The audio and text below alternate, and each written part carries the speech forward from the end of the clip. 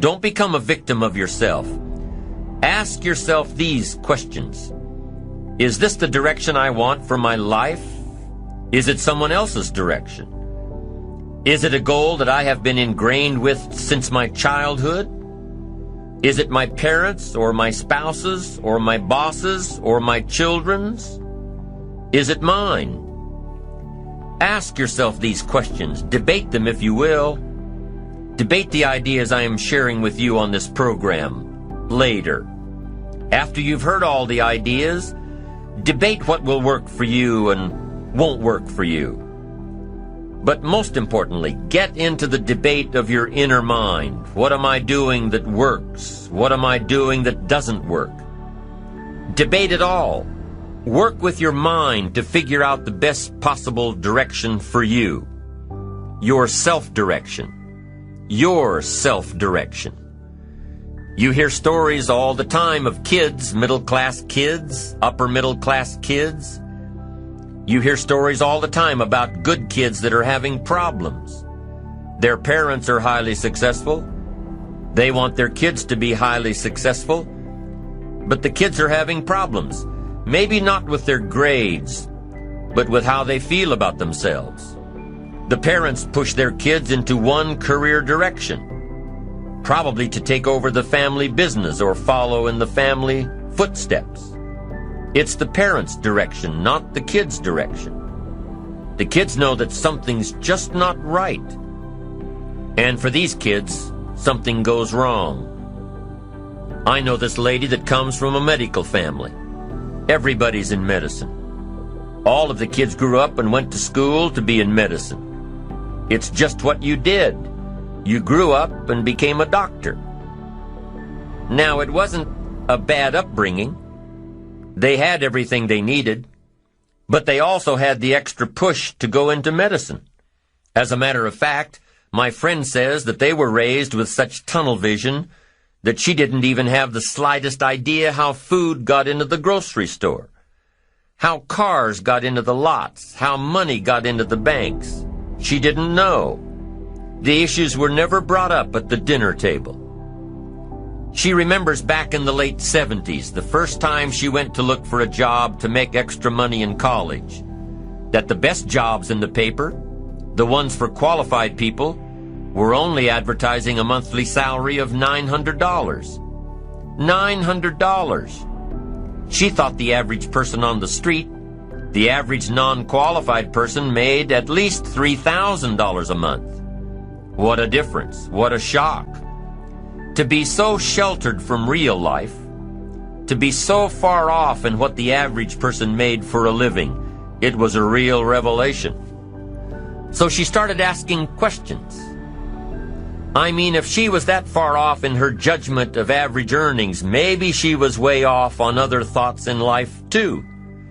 Maybe there was more to life than being in medicine. Maybe this wasn't what she wanted to do after all.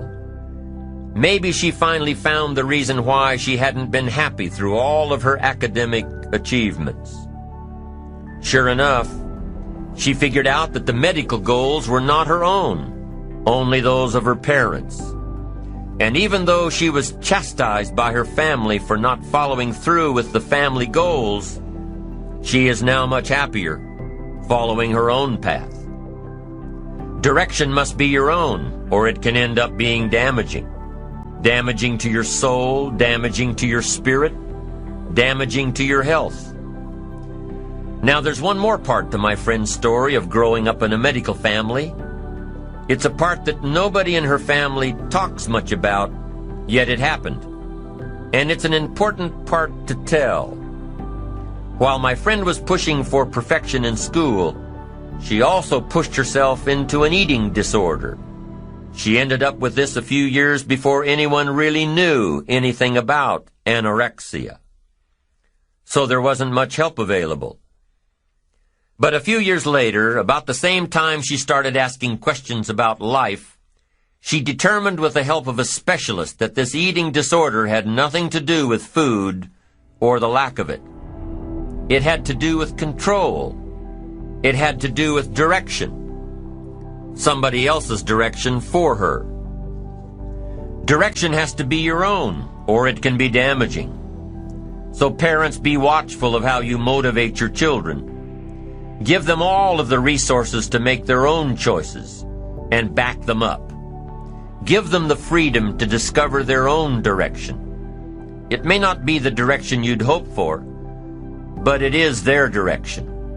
And with their own direction, they will reach their own destination. It just doesn't work out any other way.